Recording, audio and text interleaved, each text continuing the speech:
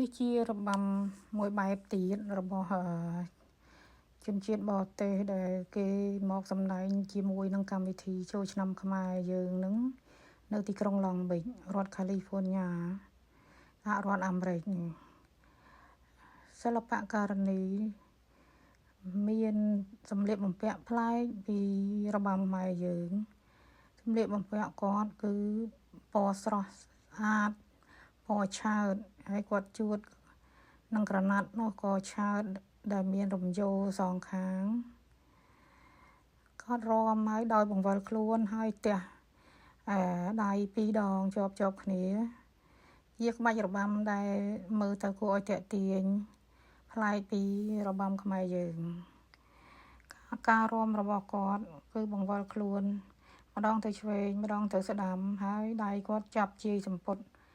នឹងមើលទៅដូចជាសម្ពុតវ៉ាល់ធំហើយសម្ពុតគាត់នឹងមានពីរជាន់ខាងក្នុងនោះមួយជាន់ខាងក្រៅនេះតាមមើលទៅប្រហែលជាអំបោះចាក់តាមមើលបានឃើញស្ដើងហើយមានក្បាច់ដោយគ្រប់ពណ៌ក្បាច់នឹងទៀតសោតក៏ប្លែកពីគ្នាហើយសម្ពុតនេះក៏ធំមែនតែនដៃគាត់ចាប់ជាយសម្ពុតសងខាងឆ្វេងចាប់ម្ខាងខាងស្ដាំចាប់ម្ខាងហើយគាត់រាំបក់មើលទៅដូចជើងសត្វហោះហើរដែលបក់ស្លាបដូច្នេះដែរគាត់ជួតក្បាលនឹង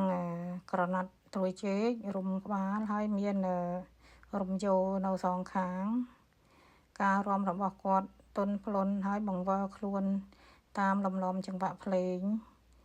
មើលទៅគួរឲ្យទាក់ទាញមែនតែនគាត់រាំតែម្នាក់ឯងនេះទេគាត់អត់មានក្រុមទេហើយការរាំរបស់គាត់ក៏បែរទៅមុខបែរទៅក្រោយបង្ហាញនៅក្បាច់រាំរបស់គាត់ដោយបង្វិលខ្លួនជុំវិញ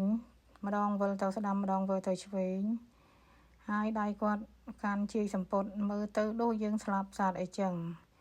នេះជាការបញ្ចប់ក្បាច់រាំរបស់គាត់ចាអរគុណសម្រាប់ការទស្សនា